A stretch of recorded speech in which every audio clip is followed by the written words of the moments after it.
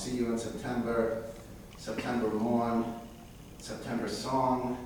There's a million September songs and references. And I couldn't think of a single October song. Tchaikovsky wrote October. Oh, Tchaikovsky did? Oh, Yeah. okay. But he wrote January and February as well. He was having a dry period, he just wrote for every month. That's right. Yeah. But I felt that, at least in popular songs, Yeah. October was neglected. And So I felt that the cello was neglected as a popular instrument. So it's being October Waltz, it's got the melancholy of October and also the neglected cello getting its due and October getting its due. The theme, was it based on Sadi's? It's got a little bit of a Janophagy Yeah. feeling to it, but I don't think I did that purposely. I just tried to do What was something on meditative. No, it's just when my student went, and then the parents said, oh, it sounds so much like. Well, it'd be a good thing to let students listen to that and then, say this is in a similar mood. I heard in the fantasy strip too today, we were playing it, and there are some arpeggiated lines that go down and go up. Do you know which one I'm talking about? Yes. So, and I think this has some lines that are similar to Yeah, that. 73 It's a little bit more for referencing of classical romantic music. Yeah, that's fine.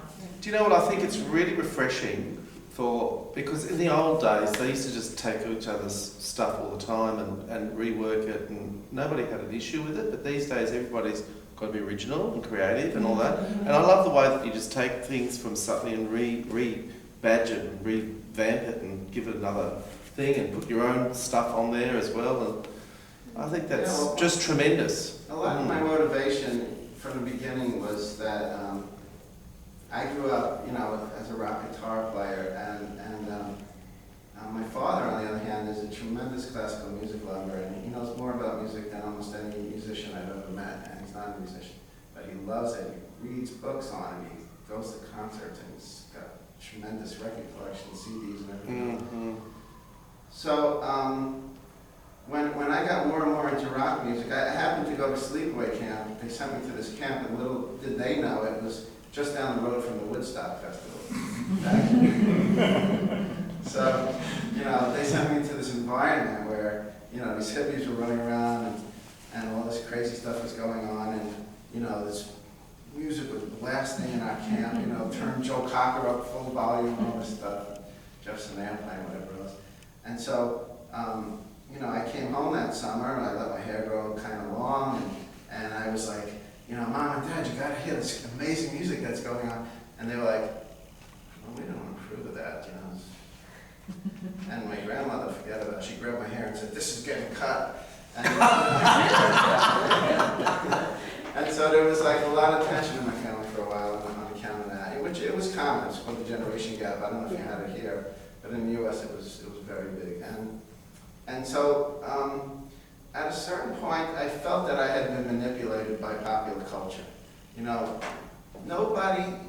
There was no Beethoven on the radio. The kids weren't listening to Mozart and all this stuff. We just didn't hear it. We didn't know about it.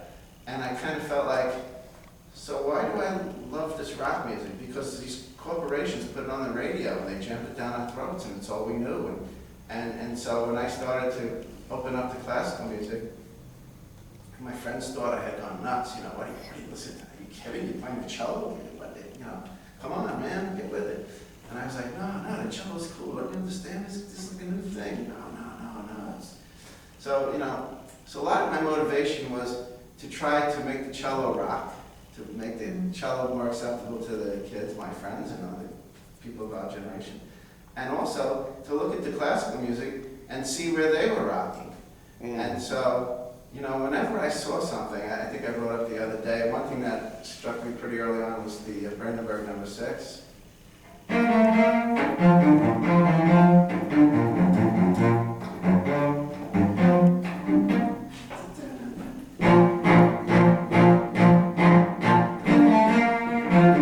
Just put a drum behind it, And it's a canon just at one beat too. It's a really interesting canon, just at one beat. Half a beat. Da da da da da da da. Yeah, half a beat, is it? It is too. You're right. Da da da da da da da da da. Yeah, that's right. Oh, interesting. Yeah, it's a canon. Yeah. And I heard a bunch of things like in the Beethoven String Quartet in C sharp minor. where he has the variation, and there's one place where he goes, it's sort of similar. Oh, yeah. Gets into a groove. I know exactly what you mean, the D major. Yeah, I know exactly what you mean. It gets into this. It's pretty hip. Yeah. He does it in the piano sonata too, you know, in the variations of the last piano sonata. He does the same groove. Last piano sonata? Last piano sonata, C major movement. He does the same thing. It's interesting you bring it up. Because it just all of a sudden gets into that groove, you know, it's sort of cool. You know. And when I would play pieces like by Haydn, let's say, you know, and it would just be going along, you know, but then Haydn would start going, and I would go, wow, that's cool.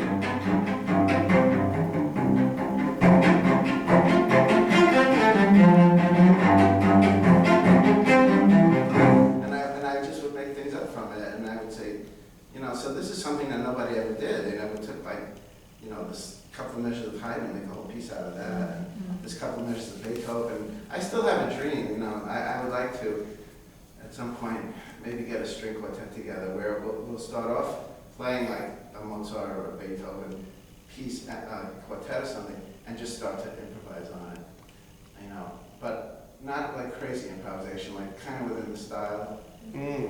But maybe a little bit more out to, like, if Beethoven were alive today, and, you know, maybe he would have changed things around a little because of what he heard. So, but to find people that can do that, you know, it's hard, and I'm almost thinking like it's going to take this next generation of kids who are going to kind of grow up on this stuff. And somebody said to me, yeah, when you're in your 80s, you'll find a bunch of people in their 50s and 40s, and then you'll form the group, because they'll already know how to do this. I mean, I'm sure there are people my age who can do it, but I don't think that many, you know. And even like the rock string quartets and this and that, there's not so much of an improvisational factor in it. You know, it's somebody writes a piece for them that has, you know, rock influence or something like that. So it's still to find those musicians who really can go from one to the other, like seamlessly, and every time they play do something absolutely new, is kind of like, you know, my dream for, at some point, you know, probably be a little bit down the road, because right now I'm like in concerto land, and I want to. Have you done that with like another musician, like a pianist or another string player, and you've just picked a piece that you've just, like a Bach cello suite, and just improv on? Or you've just sort of done it yourself? I've tried it with people, I've tried it with popular musicians, and they can't get over to the classical side generally. You know, the music starts to get too hard for them to read. You know, I can't read this, man. Go home and practice it. You know, I don't have time for that. When I lived up in Townsville, I played with a pianist, Lance Clark, you know? Yes. That's Ian Clark's brother. Actually, and he played in a rock band in London, and I mean, he's a fine classical pianist as well, but we put on a concert, and when we rehearsed, like, he couldn't just play an A on the piano, he'd have to sort of improvise around the A and whatever. And at first I sort of really annoyed me, you know.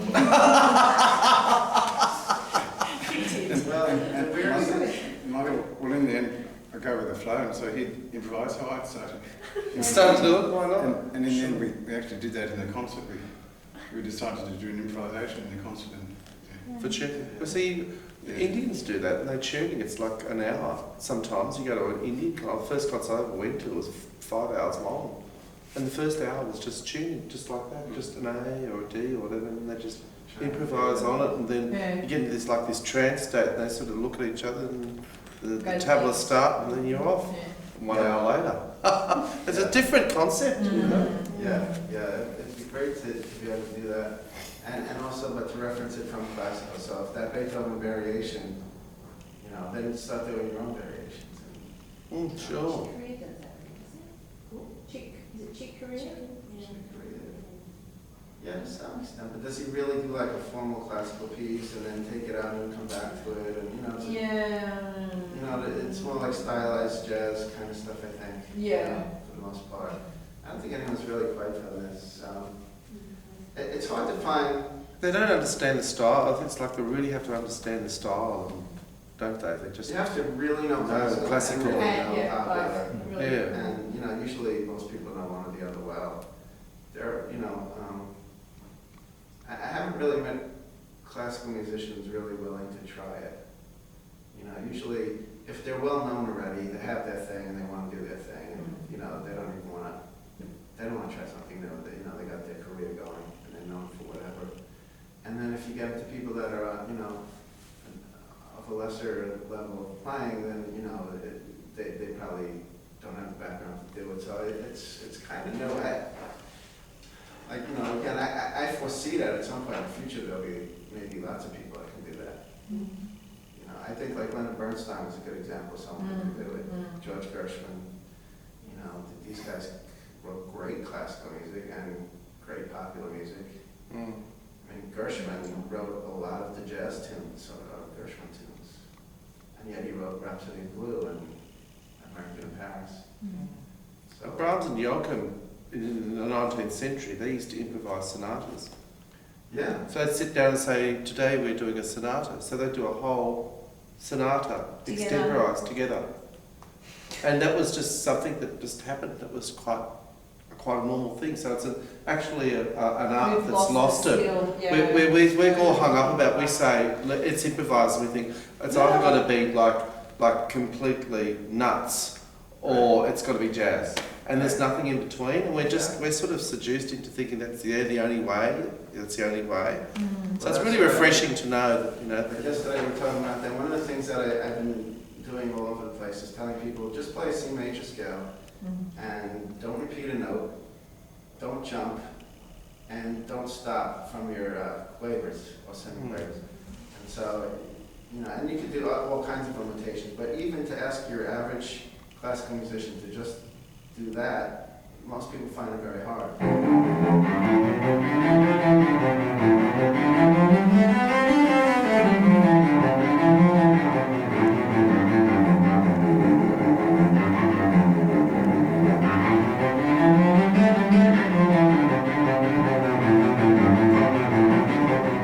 Well, I started jumping there.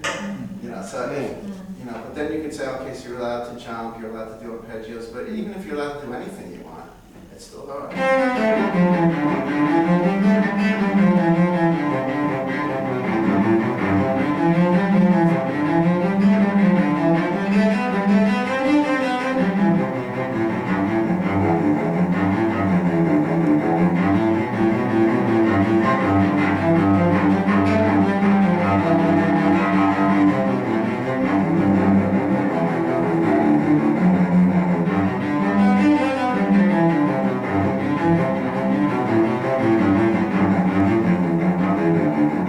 Repeat it now.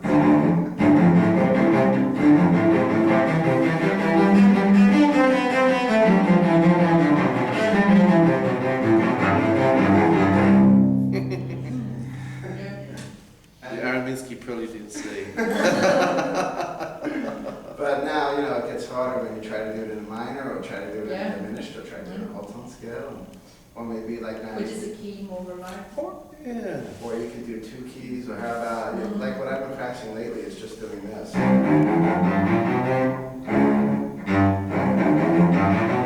down to C sharp. Up to D. Come down E